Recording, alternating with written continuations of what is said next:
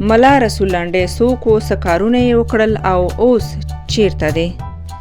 د فاریاب ولایت مقامات وایي رسول لنډی ملا نه و، بلکې د باج اخیستلو د یوې ډلې مشري کوله چې ښځې په ځانګړې توګه بې اولاده ښځې یې په نښه کولې. د فاریاب په ولایت کې څارنوال فرید غوري نیویارک ټایمز ته ویلي ملا لنډي د ښځو سره د خپل جنسي مقاربت ویډیوګانې په پټه ثبت کولې او بیا د دغو ویډیوګانو په استفادې یې له ښځو نه باج اخیسته او هر څومره پیسې او ګاڼې چې لرلې هغه یې ترې اخیستلې. نیویارک ټایمز ورځپاڼه د فاریاب د ولایتي شورا د مرستیال صبغت الله سیلاب له خولې لیکلي دي ملا لنډی چې اوس شاوخوا 40 کلن دی، کله چې تنکي ځوان و یو محلي قومندان ته یې نڅا کوله. وروسته ملا لنډي زیارت، فال لیدل او تعویض لیکل پیل کړل. رسول لنډي د څو نورو ښځو په مرسته چې یوه یې په فاریاب کې پولیسه وه د ښځو په منځ کې تبلیغ کاوه چې هغه ګواکې د بې اولادۍ درمانونکی دی.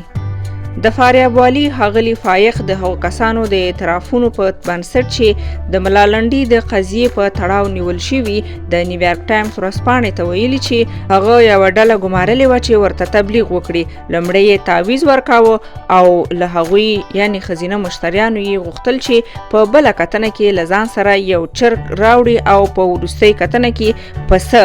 کله چې د ښځو ستونزه نه حل کېده ویل به یې چې یوه بله لاره شته او بیا به یې هغه کار کاوه.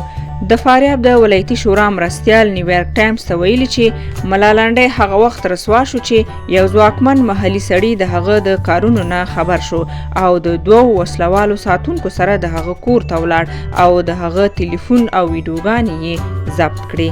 ښاغلي سیلاب ویلي هغوی له ملا لنډي نه وغوښتل چې هره میاشت ورته $2500 ورکړي. رسول لنډي لومړی $200 ورکړل او بیا یې ونه شو کړی چې پیسې ورکړي. بیا نو هغوی د ویډیوګانو په خپرولو پیل وکړ. د دغو ویډیوګانو له خپرېدو وروسته په وروستیو میاشتو کې ملا لنډی د څه وخت لپاره ترکیې ته وتښتېد. څو میاشتې وروسته بیرته افغانستان ته راغی او د دولت د یو پلوي محلي قومندان عبدالعظیم جمشیدي سره یې وسله واخیستله. د فاریاب د والي په وینا ملا لنډي اوس ږیره خریلې او تېره اونۍ د مزار شریف په ښار کې په بدله څېره لیدل شوی دی او ښایي کابل ته تللی وي.